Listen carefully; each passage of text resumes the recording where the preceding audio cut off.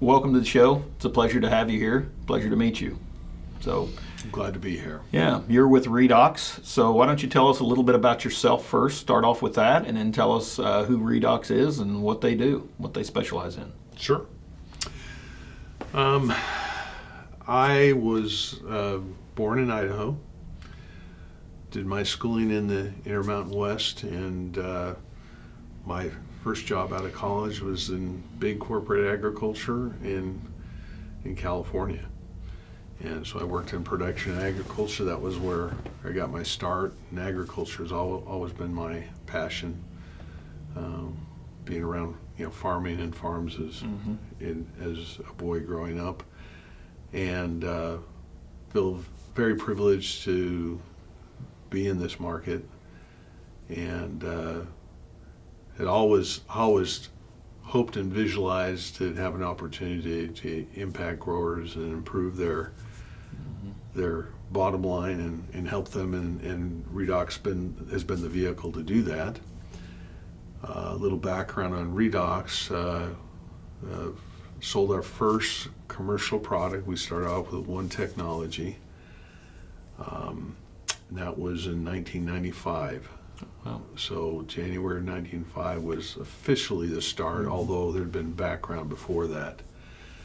Darren Moon, my partner in Redox, we both followed a similar path. He also was born and raised in Idaho, ended up in production ag in California. We crossed paths in California at one point and made that acquaintance a few years later. He said, "Hey, I've been talking to one of my college professors. I have an idea." I said, "Well, let's just get our ducks in a row. Let's drop everything." And 6 months later, we just went in with an unproven product into the marketplace. And fortunately, it worked. And that was the start. Mm-hmm. So two crazy guys got together is basically what it amounts to. It was not a great idea, but fortunately the technology worked, and that was the start. Mm-hmm. So what brought you to California specifically? I mean, I know that's where a lot of fruits and vegetables are grown, but what was the draw for you? Was it just that, or was it the large ag company that you went there with, or? It was economics. I got a couple degrees, and quite frankly, a lot of my fellow students were going to additional graduate school just because the ag was in a full-blown recession in the mid-'80s. Mm-hmm. And there were not very many jobs offered. Mm-hmm. And so when I looked, that was a natural place to look just because of the size and the diversity of agriculture in California. Mm-hmm.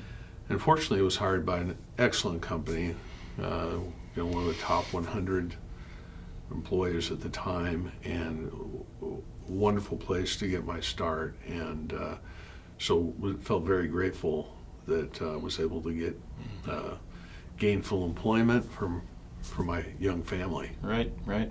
Did you specialize in any specific crop out there then while you were there, or were you pretty diversified? Very diversified.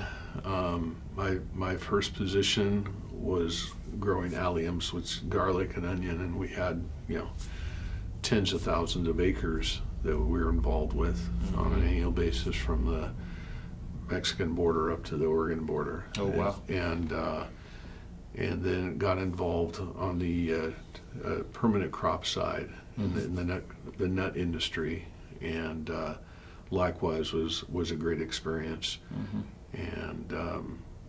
And the people I met, the opportunities I've come across have been really valuable. Yeah, it's all relationships at the end of the day, isn't it? It is.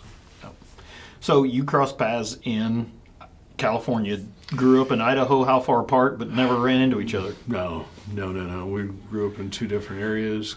Did not know him at all, and coincidentally, it's a long story, but I was traveling to Mexico. He knew somebody that was going with me, asked if he could tag along, and we literally. That's where we met, started talking, collaborated, and then a few years later is when we actually got going with Redox. Mm-hmm. So how long did it take before the second product got launched? I'd have to think back, but probably within 5 years. And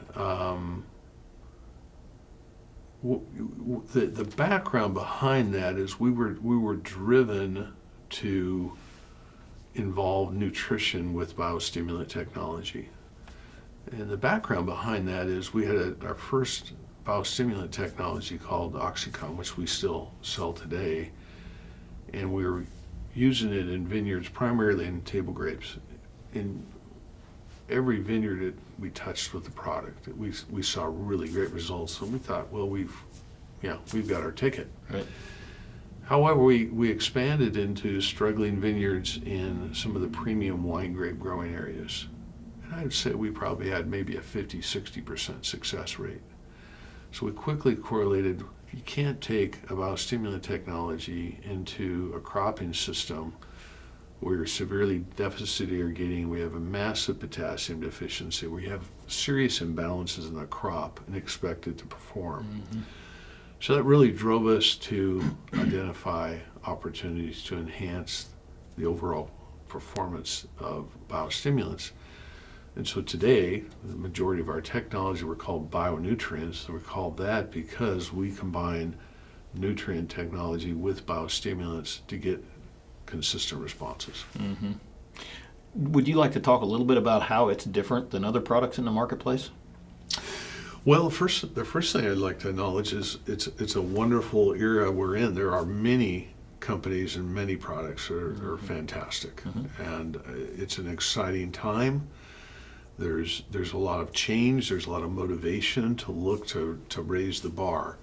So I don't want any of my comments in any way, shape, or form to insinuate that we're somehow better. Okay.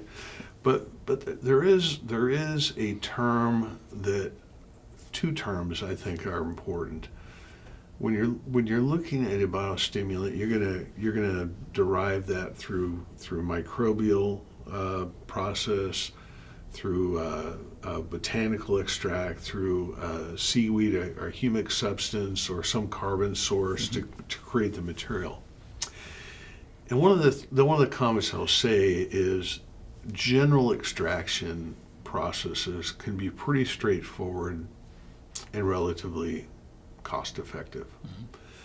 However, when you go to the next level, when you're looking to identify very specific molecules for very specific performance in crops, you have to, that process is what we refer to as fractionation, where you are really looking for a very, very specific mode of action when you apply that.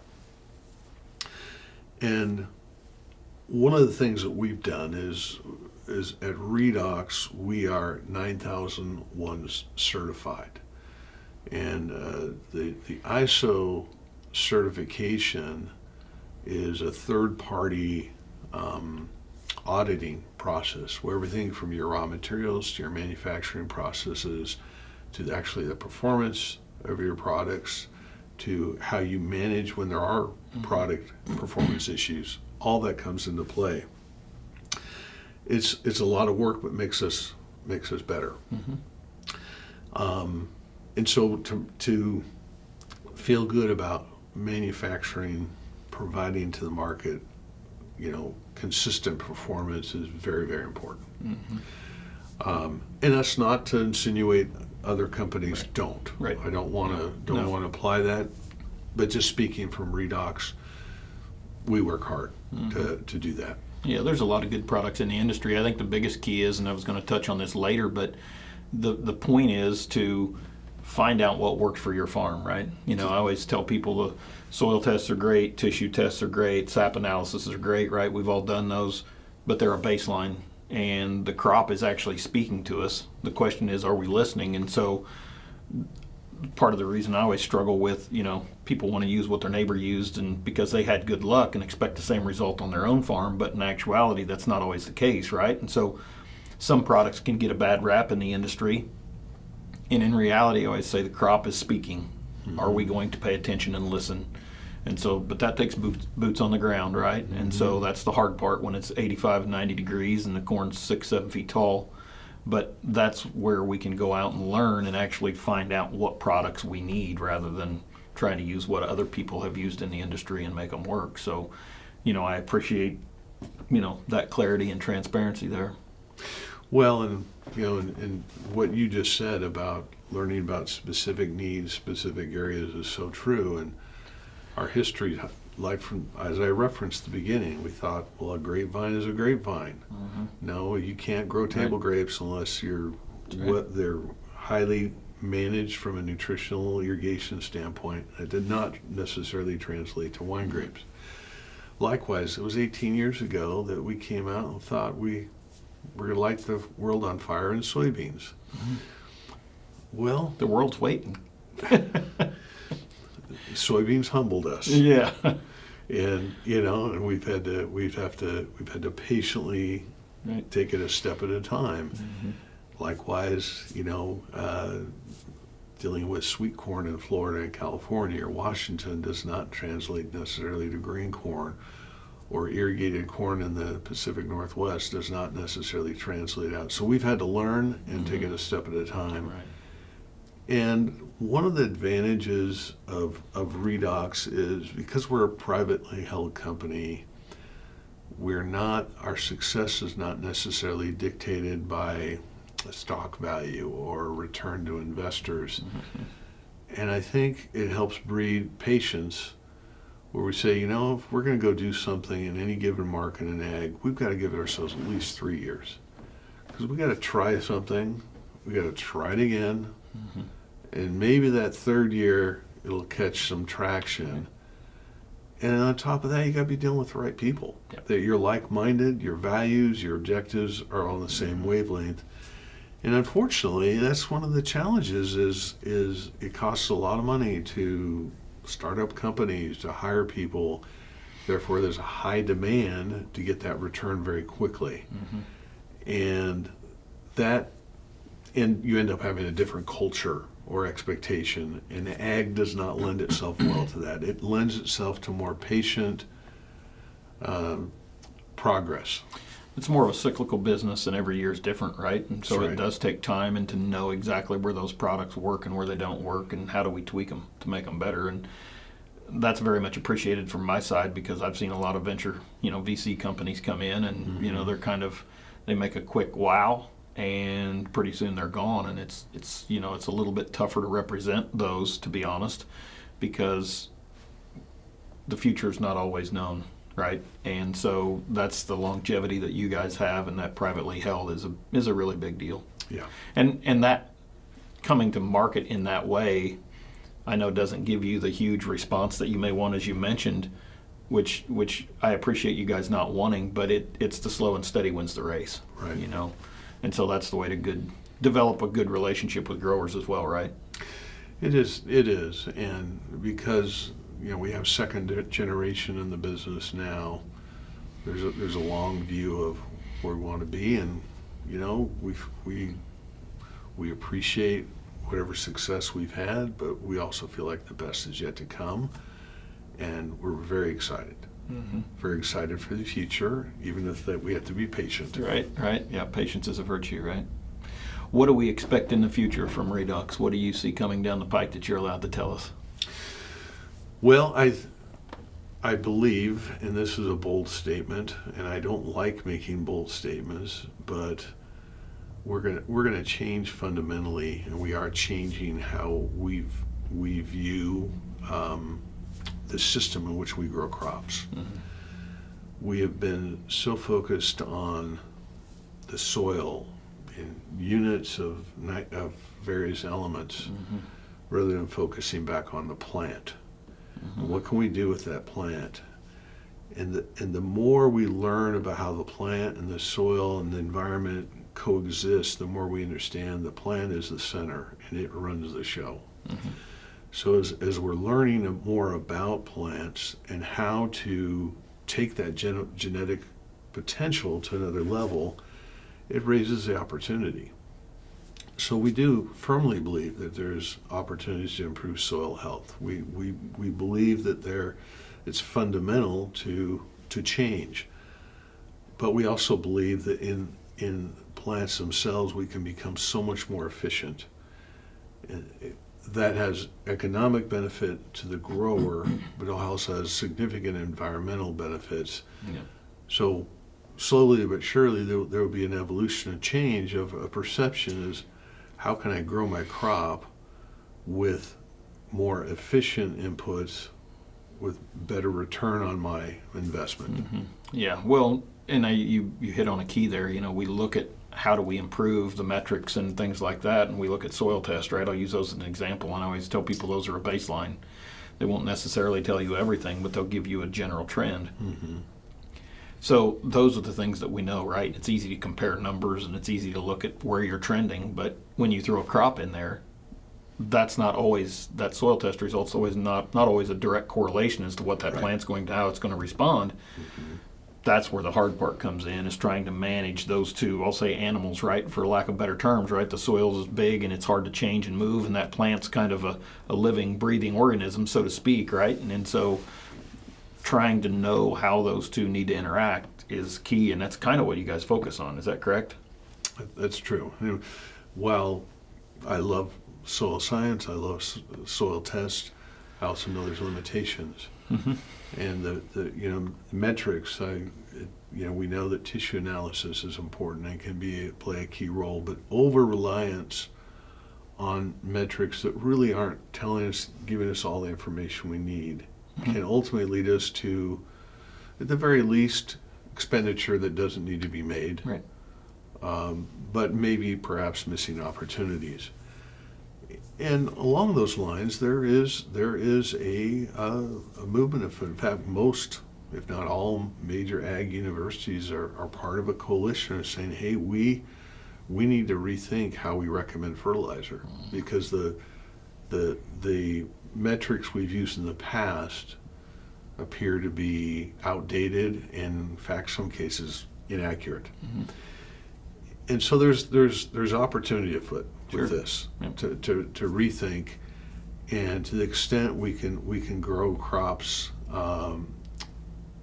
healthier, better for the environment, better for the grower's bottom line. Mm-hmm. That's what we need for the future. Yeah. I think we focused on yield so much, and we thought that ROI, right, return on investment, would be a tag along. And I think we need to flip that around a little bit and start looking at that ROI, right? As we're sitting here, in tougher commodity times, and we're sitting on some pretty dry conditions right now. I think we're going to have to focus on what our expenditures are, but yet not decrease our yield in any way. And I think, again, that's, you guys line up with that very well. It's all about that yield limiting factor, and we have to know what that is. Mm-hmm. And a lot of times I think we want to fix what we think we can fix, right? Which is spend more money on nitrogen or phosphorus or potassium or even sulfur, or throw on boron, or whatever the case might be. But in the end, by not identifying what's going on in that plant, we could sometimes be spending money, I'll say unwisely. Yep. And it's good that the universities are coming around to that. You think of everything that's changed in agriculture, right? And I don't know exactly, and you would know, when all those metrics came out as to how many nutrients it takes to raise a bushel of corn or soybeans. There's a lot of things changed in ag, and I don't think those numbers have changed quite as soon as they should have, but it's good that they're focusing on them now. No, and genetics have changed as far as corn and soybeans. Absolutely. And it's really foggy as to where those numbers came from, but fortunately there are researchers saying, hey, some of the crop removal data we're using is what is outdated. Right. It's not accurate. Right. So some of those assumptions are changing, and I view it as a positive. There's a fresh look at, hey, how are we recommending how we grow that 200 250 bushel corn crop, and what are the inputs really required, and what can we do to manipulate that system in our favor? Sure. And couple that with timing of applications. We have different equipment today than we had when any of those recommendations were made. Look at the application, timing, so you have then the application means, we have RTK and GPS now, and we can put that crop exactly where our nutrients are, or vice versa, right? Put the Mm-hmm. nutrients where the crops are. And so that leads to a lot of inefficiencies that I think probably hasn't been, I don't want to say investigated, but probably hasn't been researched quite enough, in my opinion. But A focus of feeding the plant rather than attempting to change the soil exactly. is really powerful, Yeah. because the economics favor feeding the plant. Yep, that's exactly right. Mm-hmm. And yeah, you couple that with trying to feed the soil and change the soil. I mean, the soil is almost a living, breathing organism as well, right? I mean, there's a lot of things going on in that soil, and there's such a volume of it, right? Right. So feed the crop that you're growing at that time and move on. So what else do we need to know about you or Redox? Well, Or ag in general? excellent question. You know, I feel compelled, because I think it's one of it is, of all the technology that we've been involved with and collaborated with to bring to market, one of the most significant is in the area of nitrogen management, nitrogen efficiency. And much has been done to prohibit losses in the soil, in the atmosphere. And those are all valid. Less has been done about what happens to that nitrogen once it gets in the plant. Mm-hmm. And that's been a real focus of Redox. And just to summarize, most of the nitrogen that is taken up into the plant is in the form of nitrate, nitrogen, with a negative charge. Easily assimilated, stored in the vacuole of the cell. The challenge is the plant cannot use nitrogen in that form. Mm-hmm. It has to go through a change, what's called a reduction process. And that is the sticking point. That's why you can't continue to apply more and more nitrogen, increase yields. They're diminishing returns. That plant has to be able to metabolize that. And so that's been a strong area of focus for Redox, is how can we get nitrogen to work better internally in the plants. And what has evolved was a new technology called RDXN.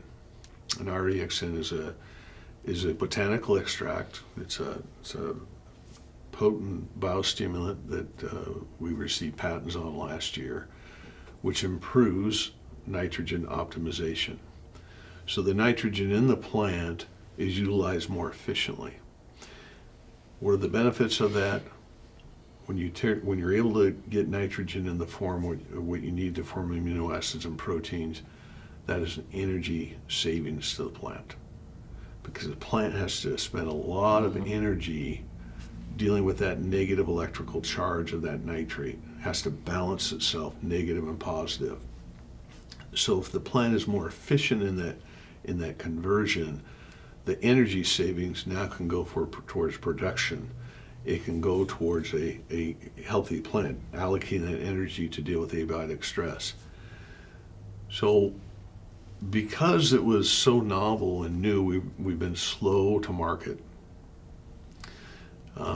Most of our third-party testing, when we've collaborated with third-party researchers or with universities, we'll take whatever the nitrogen amount is and we'll cut it in half.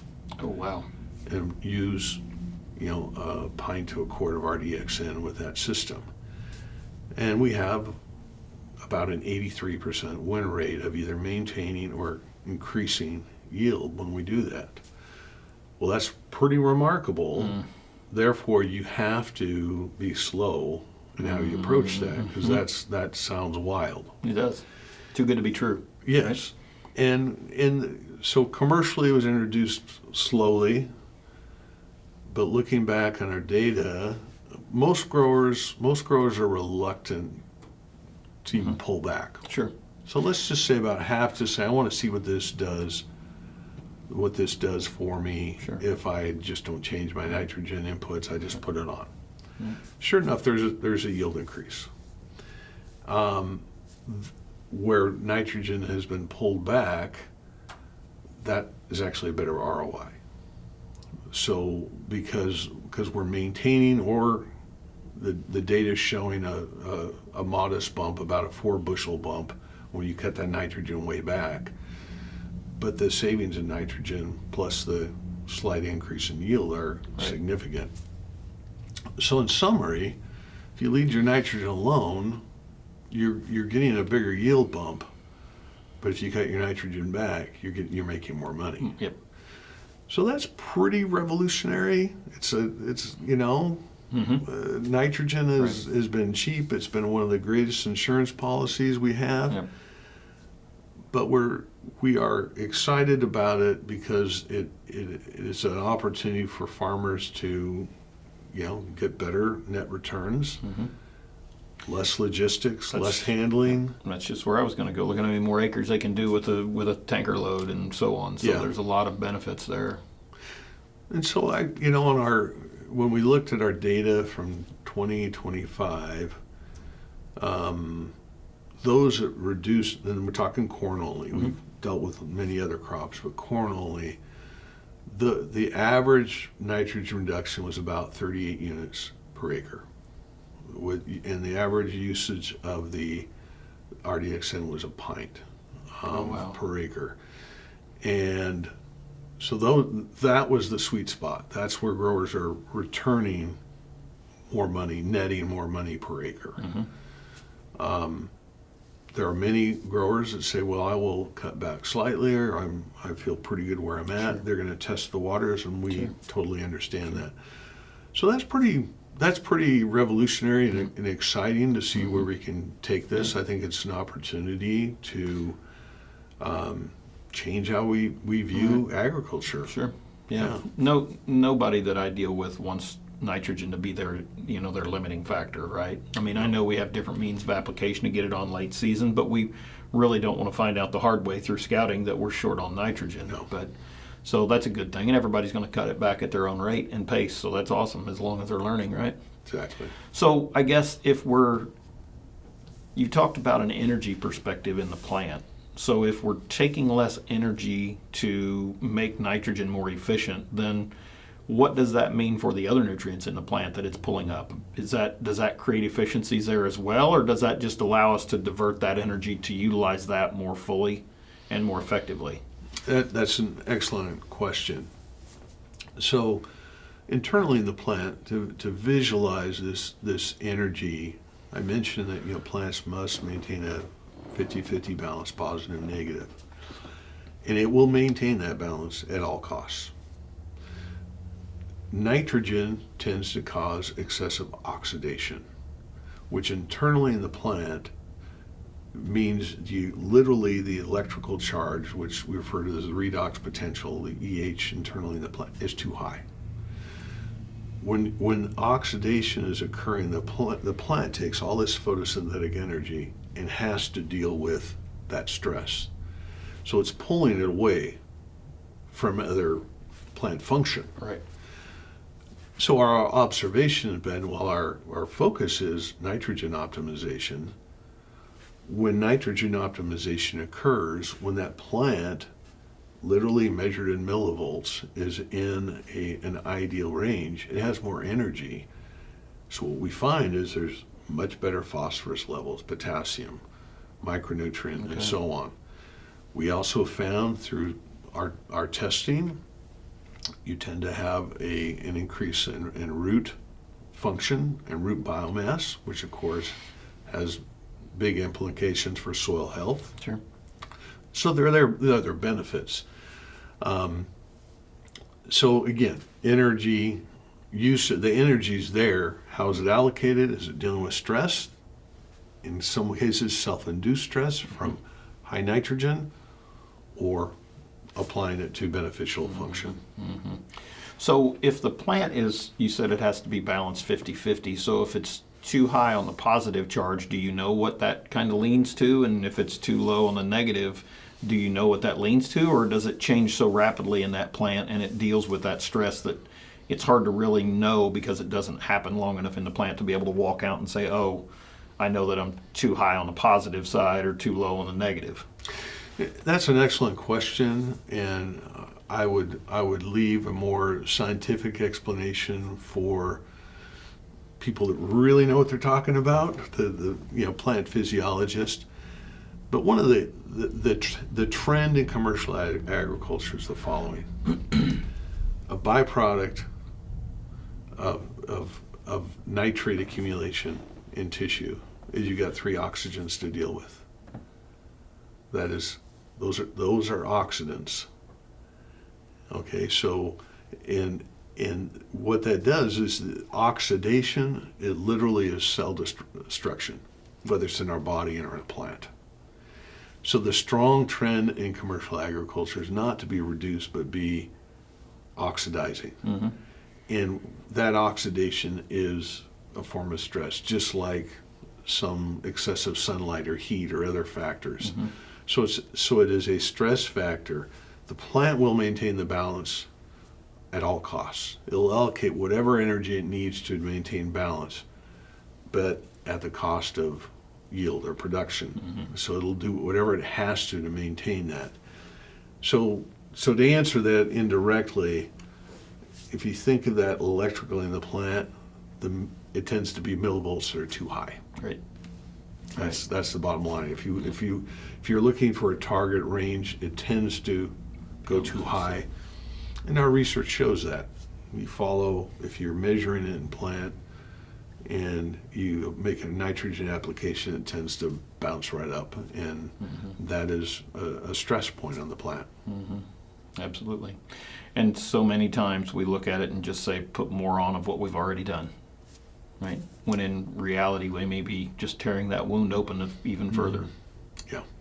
Yeah. It's all about balance, no different than humans, right? Right. But it's all about balance and, managing stress.